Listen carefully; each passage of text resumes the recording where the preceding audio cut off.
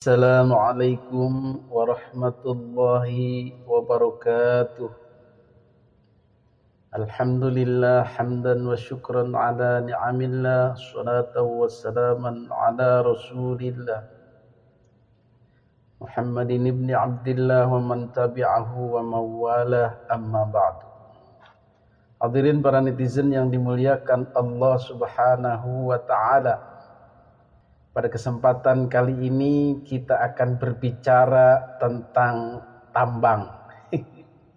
Bukan tambang buat tali itu, tetapi usaha penambangan. Kita akan berbicara tentang bisnis. Bisnis apa ini? Ada cuannya enggak?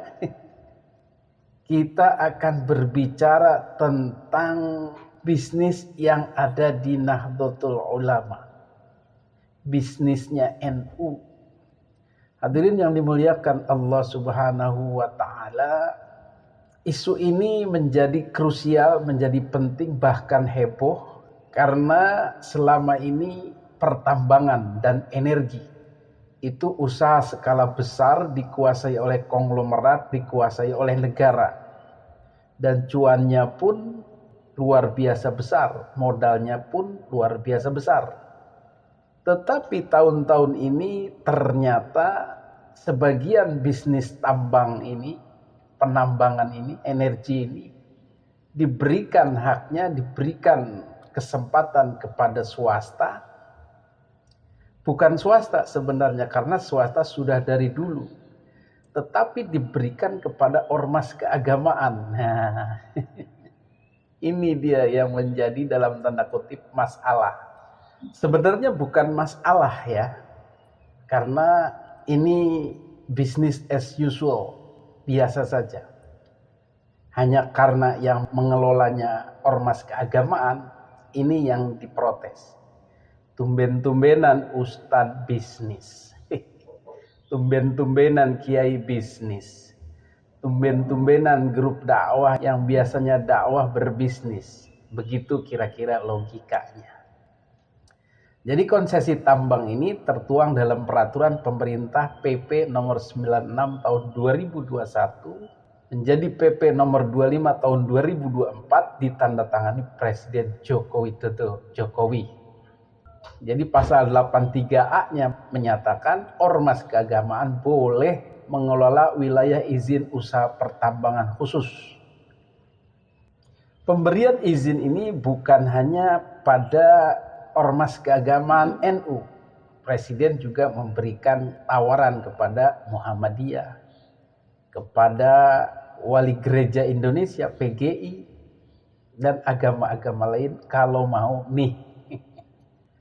Tetapi banyak yang pikir-pikir, Muhammadiyah pikir-pikir, yang lain pikir-pikir, bagaimana dengan NU? NU mau. Hadirin yang dimuliakan Allah subhanahu wa ta'ala, bersedianya NU mengelola pertambangan inilah yang menjadi ramai. Tadi itu, kok kiai berbisnis? Kok ustadz berbisnis? Kok pendakwah berbisnis? Inilah paradigma yang selama ini tidak difahami oleh orang luar NU. Disangkanya kalau sudah ngajar ngaji saja tidak perlu ekonomi, tidak perlu bisnis, tidak perlu cari duit. Ternyata kehidupan orang NU itu mulai dari kelas teri, artinya para ustadz-ustadz kampung yang bergerilya, berjuang, berdakwah, itu banyak diantaranya yang menghidupi diri sendiri tanpa adanya bantuan atau gaji atau subsidi-subsidi. Tidak ada, semua diusahakan sendiri, bertani, nyangkul, dagang, beternak, dan lain-lain. Persis seperti dakwahnya Wali Songo dahulu. Maka kegiatan bisnis, mencari uang, mencari pendapatan, mencari penghasilan, itu sudah warna kehidupan sehari-hari orang-orang NU.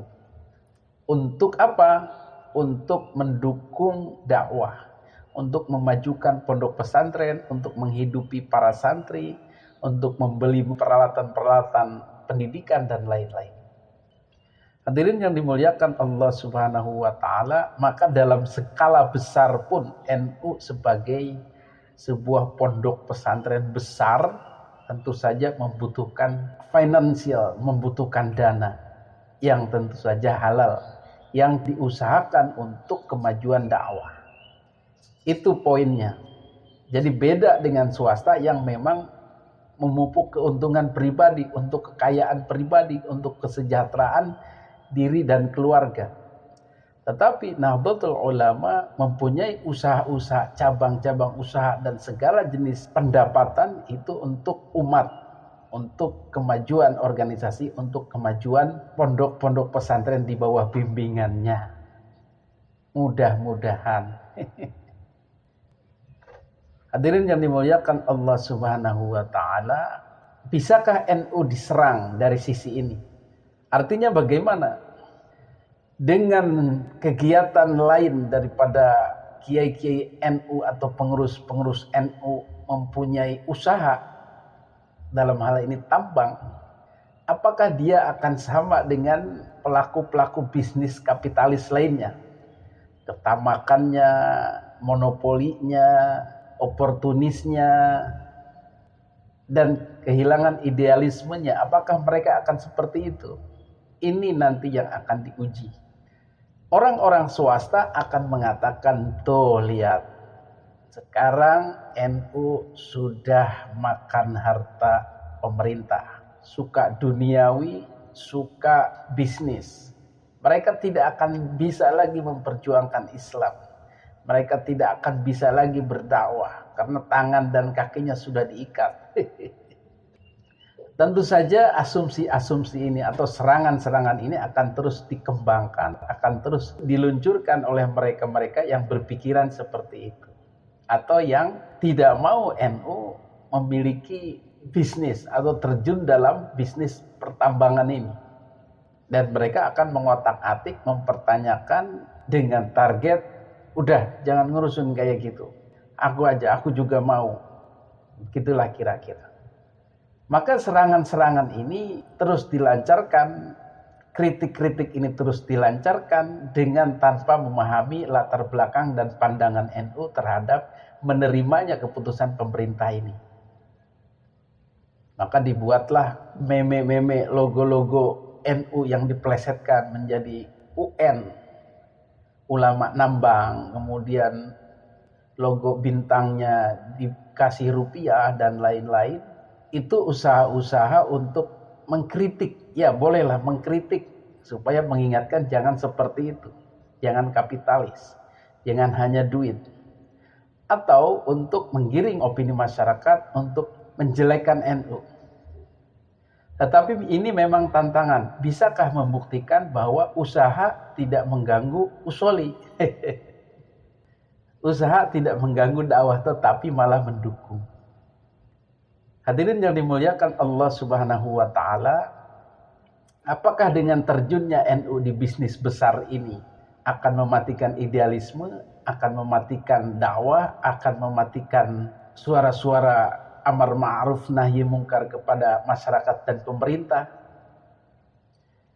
Sebagaimana pengalaman kiai-kiai NU dari grassroots, pondok-pondok kecil sampai pondok besar, justru usaha inilah yang akan dijadikan modal untuk dakwah lebih kuat lagi.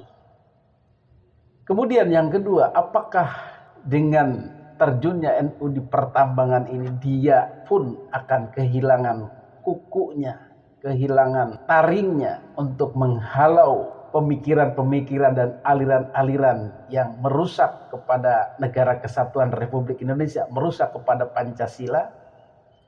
Tidak. NU akan tetap kokoh memperjuangkan itu. Bahkan dengan adanya pendanaan ini lebih leluasa lagi untuk dalam tanda kutip menghajar paham-paham seperti itu.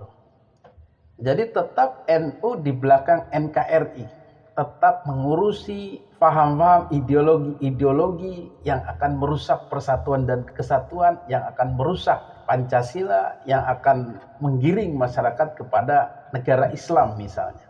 Kekhalifahan Islam, NKRI bersyariah, dominasi Islam, imperium Islam. Tidak, NU tetap akan menjaga Islam berpancasila. Islam ala Indonesia, Islam ala Nusantara. Itu tetap.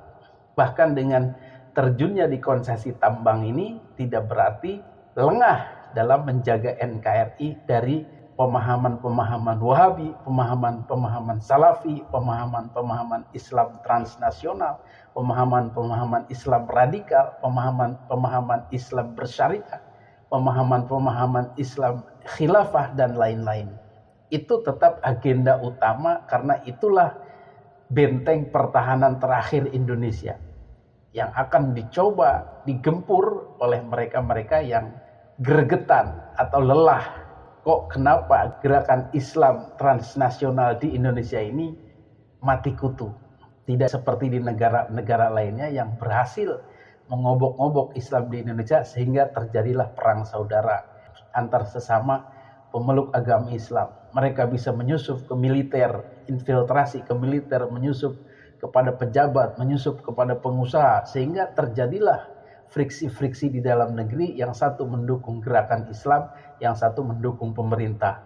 Dan disitulah kemudian muncul perlawanan-perlawanan dan perang saudara. Tetapi skenario itu tidak pernah terjadi di Indonesia. Kenapa? Karena ada NU. Ini benteng terakhir.